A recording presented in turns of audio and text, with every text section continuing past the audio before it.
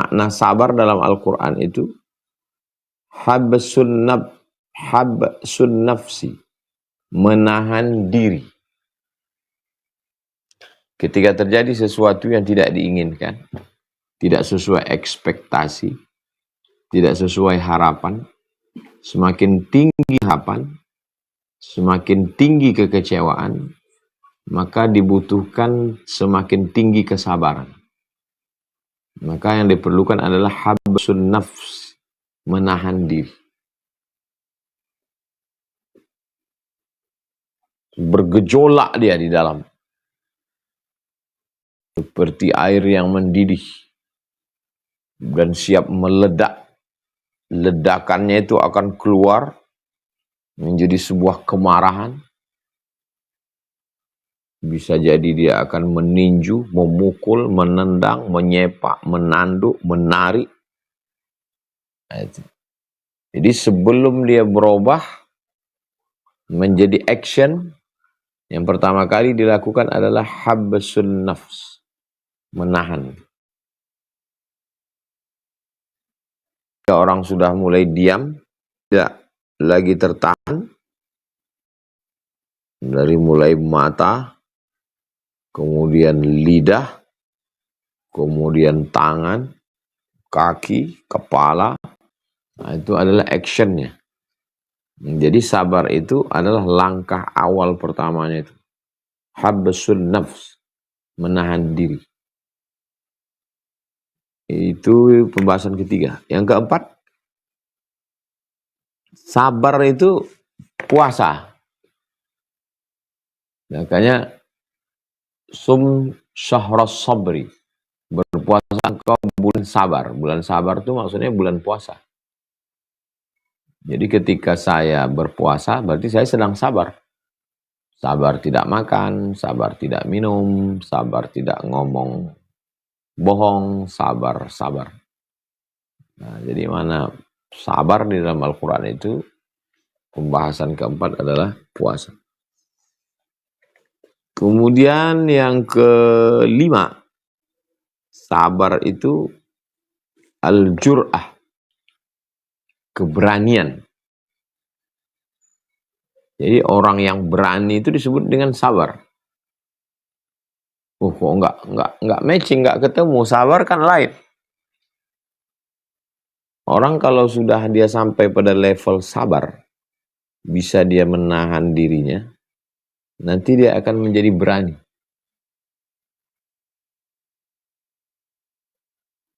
Bisa dia sabarkan dirinya, dia sabarkan, dia tahan. Buah dari kesabarannya itu menjadi sebuah keberanian. Kemudian yang keenam, sabar itu maknanya ridho. Ridho, berserah diri, rela, sabar. Jadi kalau kita lihat ada orang yang, ya udahlah, saya ridho menerima segalanya, saya rela, sudah jadi bahasa kita. Itu berarti dia sabar. Yang ketujuh, sabar adalah athabat ala syai', kokoh bertahan pada sesuatu. Makanya ada ungkapan orang, kamu kok sabar ya kerja di situ? Kamu kok sabar ya jalan dengan siang? Kamu kok sabar ya nunggu begitu lama? Nah, itu maksudnya athabat ala syai'. Nah, jadi sabar ini memiliki berbagai macam makna di dalam Al-Quran. Yang kedelapan, bagaimana orang bisa sabar? Yang kedelapan, bagaimana bisa sabar? Sabar bisa muncul karena cinta. Jadi kalau kita lihat ada seorang ibu yang mendengar suara tangisan anaknya, beda sama laki-laki. Laki-laki mendengar tangisan mungkin dia ada seorang laki-laki mencekik anak ketika ditangkap polisi, ditanya, saya kehilangan kesadaran, histeris. Tapi kalau cinta, orang cinta bisa sabar. Cinta bisa membuat sabar. Makanya seorang suami, seorang istri, bagi orang lain mungkin bodoh, tapi karena dia cinta, dia bisa jadi sabar. Unik memang sabar. Bisa cinta yang di dalam itu membuat dia menjadi sabar. Yang ke-9, sabar itu karena pengetahuan. Kenapa dia sabar nunggu di depan pintu? Di depan pintu kantor bosnya itu kok sabar dia? Ya karena dia tahu. Karena dia tahu bahwa bapak ini nanti akan keluar jam 12 dan dia akan bagi-bagi duit. Yang nggak tahu nggak sabar. Ah, ngapain kita tunggu nih 5 menit cabut. Dia nggak tahu yang keluar itu siapa dan apa yang akan ada. Jadi yang membuat orang sabar itu adalah pengetahuan. Ketika tahu, sabar. Nggak tahu, nggak sabar.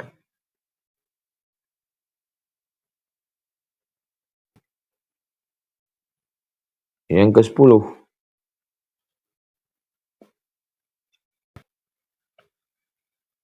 kenapa orang sabar? Karena balasan. Jadi sabar masuk pagi, pulang petang, dengan beban pekerjaan. Kenapa sabar? Ya karena dia tahu ada balasannya. Kenapa kamu sabar? Ya saya karena ada balasannya. Kalau nggak ada balasannya saya juga nggak sabar. Tapi sabar yang tinggi itu adalah sabar karena cinta. Sabar walaupun tak berbalas. Nggak ada balasannya, ini nggak dapat apa-apa. Lalu kenapa kamu sabar? Karena cinta. Nah, itu lebih tinggi sabar karena cinta daripada sabar karena ilmu. Sabar karena balasan. Itu tentang sabar. Berikutnya yang ke-11. Masih terkait tentang sabar.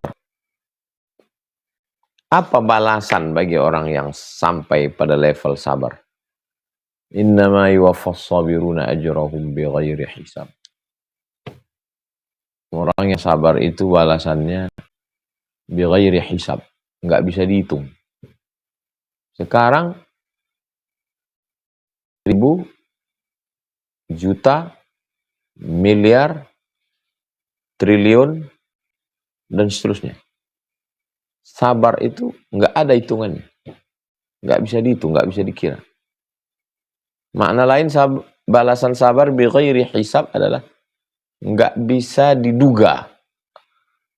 Nggak bisa dikira. Saya kira, saya duga, nggak bisa diduga. Berarti surprise.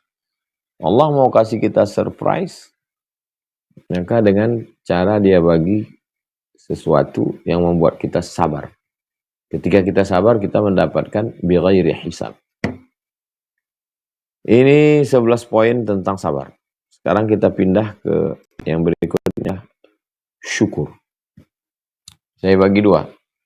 11 poin sabar, yang syukur ini kita mulai dari poin pertama. Makna syukur. Syukur selalu dikaitkan dengan kufur. Kufur artinya menutupi, nggak nampak, nggak kelihatan. Sedangkan syukur artinya menampakkan, memperlihatkan. Ya. Selalunya dikaitkan la in syakartum la azidannakum wa la in kafartum. Syukur artinya memperlihatkan, menampakkan. Misalnya saya dikasih Bang Alvin baju. Lalu bagaimana saya syukur? Saya nampakkan baju itu. Oh, tapi kalau nggak pernah saya nampakkan, nggak dipakai, nggak pernah diomongin. Saya omongin bahwa sampai. Tidak sama sekali omongan pun tidak, dipakai pun tidak, berarti kufur. Sedangkan syukur adalah menampakkan. Dinampakkan. Pembahasan yang kedua, syukur di dalam Al-Quran itu diulang sebanyak 75 kali. 75 kali dalam bentuk kata kerja, isim fa'il, isim maf'ul, fi'il madhi, fi'il mudhari, fi'il amar, past tense, present, order. Itu semuanya 75 kali. Kalau dibandingkan dengan sabar tadi, lebih besar sabar. Karena sabar 103 kali. Sedangkan syukur 75 kali. Berarti kita lebih mesti banyak bersabar. Dan kalau kita perhatikan memang hidup kita ya mesti lebih banyak sering-sering sabar. Syukur itu iya memang bersyukur, tapi sabar lebih dominan karena yang sesuai dengan yang kita hadapi. Kemudian bagaimana bersyukur? Pembahasan yang ketiga, bersyukur dengan lisan. Syukur dengan lisan. Tasbih, subhanallah, tahmid, alhamdulillah, takbir, Allahu akbar, tahlil, la ilaha illallah. Salawat, Allahumma sholli ala sayyidina Muhammad. Itu bersyukur dengan lidah. Kita tunjukkan bahwa saya punya lidah loh. Ini orang punya lidah atau enggak ya? Kok enggak pernah ngomong? Saya punya lidah. Dalam bentuk apa diperlihatkan? Dalam bentuk amar ma'ruf, nahi mungkar, nasihat. Itu bersyukur dengan lisan. Yang keempat, bersyukur dengan badan. Syukur dengan badan. Tegak, ruku, sujud, tawaf, sa'i, melontar jumroh, wukuf di padang Arafah, bantu orang, gotong royong. Nah, itu syukur dengan badan. Ini orang ada nggak tinggal di komplek ini? Kok nggak pernah gotong royong? Nggak kelihatan. Yang kelima, bersyukur dengan bilmal, dengan harta. Ini orang kampung ini berduit enggak ini? Berduit Pak Ustadz, dari mana? Masjidnya bagus. Berarti bersyukur dengan harta. Zakat, wakaf, infak, sedekah, wasiat, hibah. Yang keenam, bersyukur dengan hati. Syukur dengan hati itu ya rasa di dalam bahwa saya bersyukur. Ungkapan syukur dari hati itu terungkap di mulut. Alhamdulillah wa syukurillah. Ungkapan syukur dalam hati itu terwujud dalam bentuk bagi duit, sedekah, zakat. Ungkapan dalam hati syukur itu terwujud dalam bentuk berangkat haji, berangkat umroh. Tapi ada syukur di dalam hati. Rasa syukur. Rasa syukur kepada Allah Subhanahu wa ta'ala. Yang ketujuh, bagaimana supaya kita bersyukur? Bagaimana supaya kita bersyukur? Poin yang ketujuh adalah menyadari bahwa kita tidak punya apa-apa dan bukan siapa-siapa. Waktu lahir dulu. Tadi saya dapat video tentang anak bayi yang dibuang, lalu dikutip, dipungut oleh panti.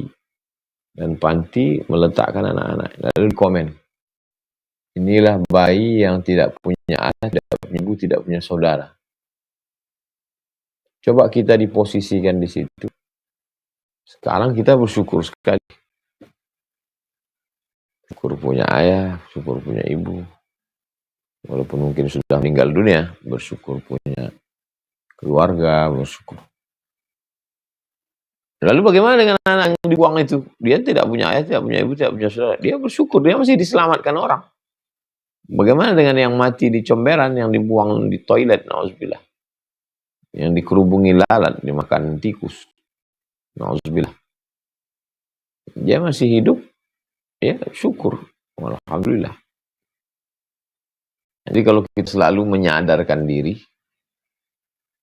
foto-foto yang lama ketika sedang masa sulit-sulit, dicetak, di-print, dibingkai, itu insya Allah membantu, menyadarkan. Karena kita ini bisa disadarkan dengan melihat masa lalu. Masa lalu itu bisa ditarik dengan omongan. Kamu ingat nggak waktu dulu zaman? Tapi kadang biasanya orang nggak suka diceramahi. Tapi kalau dikirim foto dia masa sulit, masa susah, itu insya Allah dia bersyukur. Yang ke-8, apa balasan? Balasan orang yang bersyukur adalah ditambah Allah Ta'ala. Ditambah nikmat, ditambah berkah, ditambah kebaikan, tambah sehat, tambah. La in syakartum la azidannakum. Kalau kamu bersyukur pasti ku tambah. Wala in kafartum, tapi kalau kamu kufur, inna adzabi lasyadid, sesungguhnya azabku amat sangat menyakitkan. Poin yang ke-9. Poin yang ke-9, melihat yang memberi, bukan melihat pemberian. Nah, itu cara kita juga. Saya nggak peduli yang saya dapatkan ini hanya seteguk air, hanya sesuap nasi. Kenapa? Karena yang dilihat itu bukan pemberiannya, tapi yang memberi. Pena ini biasa aja, semua orang bisa punya. Tapi yang memberinya siapa? Jadi kalau begitu cara pandang kita, itu syukurnya luar biasa. Siapa yang memberi hidup? Siapa yang memberi nafas? Siapa yang memberi waktu kita kesempatan sampai malam ini? Jadi selalu melihat siapa yang memberi. Ketika yang dilihat itu adalah pemberian, ya kalau teh tarik, syukur. Kalau teh manis, ya agak syukur. Kalau air putih, kurang syukur. Karena yang dilihat pemberian. Tapi kalau yang dilihat itu adalah yang memberikannya, yang ngasih ini sultan. Air putih dengan teh manis, dengan teh susu, dengan kopi sama. Kenapa? Karena yang dilihat itu bukan pemberiannya, tapi siapa yang memberi, siapa yang ngasih.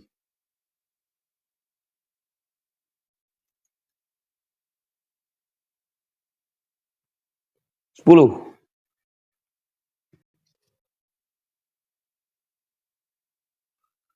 Poin ke-10. Allah yang ngasih. Kemudian orang ini berterima kasih. Allah balas lagi. Makanya Allah itu disebut maha bersyukur. Loh, yang bersyukur itu kan kita. Kita bersyukur, tapi Allah maha bersyukur. Kenapa? Yang ngasih hidup Allah. Kemudian orang itu hidup. Yang mengasih hidayah untuk beramal soleh Allah. Lalu orang itu pun beramal soleh. Yang ngasih balasan pun Allah. Lalu orang itu punya apa? La haula wala quwwata illa billah. Tidak punya apa-apa sama sekali. Makanya Allah disebut maha bersyukur. Karena kalau dia nggak bersyukur, ketika misalnya saya dikasih orang, ya saya bersyukur, terima kasih ya. Tapi ketika saya ngasih bibit padinya, ngasih tanahnya, dia nanam, saya beli, saya kasih upah, terus saya nggak dapat apa-apa dari itu. Dia ada, dia nggak ada, bagi saya sama aja. Tapi saya ngasih dia. Itu hanya ada pada Allah. Maha bersyukur. Murid berterima kasih ke guru. Iya kan, dia ngasih ilmu. pegawai dengan jabatan pejabat atas. Tapi Allah Subhanahu wa taala, dia yang ngasih, dia yang ngasih hidayah, dia yang buat orang sholat, dia pula yang ngasih hadiah. Terakhir yang ke-11, kita bagi 11 untuk sabar, 11 untuk syukur. Pada hakikatnya semua syukur. Jadi tidak kalau sehat syukur, kalau nggak sehat sabar, kalau kaya syukur, kalau nggak kaya sabar. Pada hakikatnya, pada puncaknya semua syukur. Sehat syukur, sakit syukur juga. Kenapa waktu sakit syukur? Ya, dengan sakit dosa diampuni, dengan sakit bisa istirahat, dengan sakit bisa hidup sendiri. Nah, ini puncak orang yang sampai pada level melihat hakikat, melihat substansi. Kalau melihat casingnya, ini sabar, ini syukur. Tapi kalau udah sampai pada substansinya, ya semuanya syukur. Karena Allah tidak akan mungkin memberikan sesuatu yang tidak baik. Pasti Allah kasih yang baik. Dan kalau kasih yang baik, ya tapi menurut kita nggak baik. Sakit, rugi, bangkrut, gagal, itu kan nggak baik. Itu kan nggak baik menurut kita. Kan kita yang mengatakan itu nggak baik. Kalau dalam pandangan Allah, kan baik. Lalu kalau baik menurut Allah, kita mestinya bersyukur. Cuman karena baik menurut Allah, menurut kita nggak baik, akhirnya kita nggak bersyukur. Nah, jadi hakikatnya pada puncaknya adalah syukur. Ketika melihat segala sesuatu itu dengan pandangan hikmah, maka syukur. Subscribe, like, share, and comment.